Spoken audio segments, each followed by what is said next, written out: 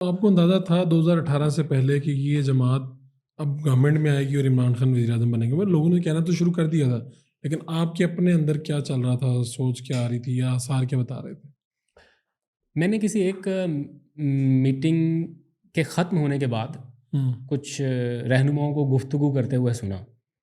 मेरे से बातचीत नहीं थी, लेकिन कुछ आपस रहनुमाओं में की बात कर आपस की गुफ्तगू थी, जिससे ये इंडिकेट हो रहा था कि they are coming into power. उससे इलेक्शन से पहले। इलेक्शन से कुछ टाइम पहले। तो ये मतलब इंडिकेशन, या उनको यूँ कह लीजिए कि एतमाद। एतमाद उनका बढ़ने लग गया था कि चंद ही महीनों के बाद या शायद दिनों के बाद इलेक्शंस होने वाले थे।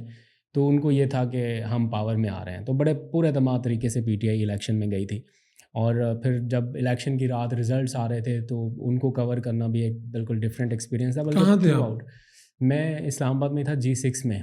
यहाँ पर इनका एक इलेक्शन सेल बना हुआ था, यहीं पे सारे रिज़ल्ट्स आ रहे थे। तो हुँ, वो जहाँ पे कंपाइल हो रहे थे, और वो बड़ी स्क्रीन्स के ऊपर वो फिर ARY भी लगा हुआ था बड़ी स्क्रीन के, तो वो एक-एक मिनट के बाद नहीं आ रहा था, यहाँ का नतीजा आ गया, ये जीत गए, वो जीत गए। तो बड़ा मेमोरेबल टाइम था। तो वो उस वक़्त वो विक्ट्री को सेलिब्रेट कर रहे थे। एंड दैन फिर बनी गाला से इमरान खान साहब की वो स्पीच, और जब उन्होंने अपनी पहली तकरीर की गवर्नमेंट बनाने से पहले, हुँ। तो ये सारे हिस्टोरिक मोमेंट थे, इनको तो बड़े आप करीब से देखा। बनीगाला गए उस रात? बड़े करीब से देखा हर चीज़ अच्छा, को। हाँ। तो क्या था वहाँ पे, क्या माहौल था? यानी एक तो वज़ीर-ए-आज़म बनने जा रहे हैं, क्योंकि मैंने एक ऐसा माहौल देखा हुआ है।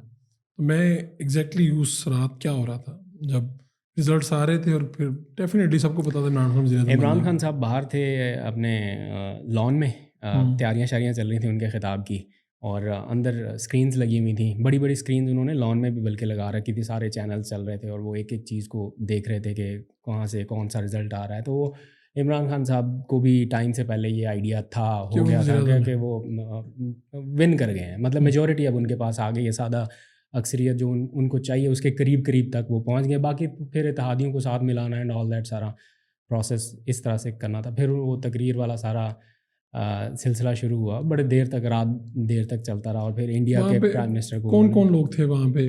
पीटीआई के कौन लोग थे? नईमुल हक थे उस वक़्त। बाकी वो पब्लिक टीवी की कुछ मैनेजमेंट थी, उन दिनों नया-नया वो पब्लिक टीवी के, मिर्ज़ा साहब? हाँ, यूसुफ यूसुफ बेग बेग मिर्ज़ा। मिर्ज़ा, यूसुफ बेग मिर्ज़ा ने नया-नया उस टाइम वो इमरान खान के करीब हुए हुए थे, वो मैनेजमेंट थी। बाकी फिर वो जो क्लोज़ उनके 4-5 लोग रहते हैं, जुल्फ़ी बुखारी वगैरह, बाकी वो सारे वहाँ पर थे, और फिर वहाँ से तकरीर हुई, और सब लोगों को पता चल गया कि जनाब गवर्नमेंट बन रही है अब।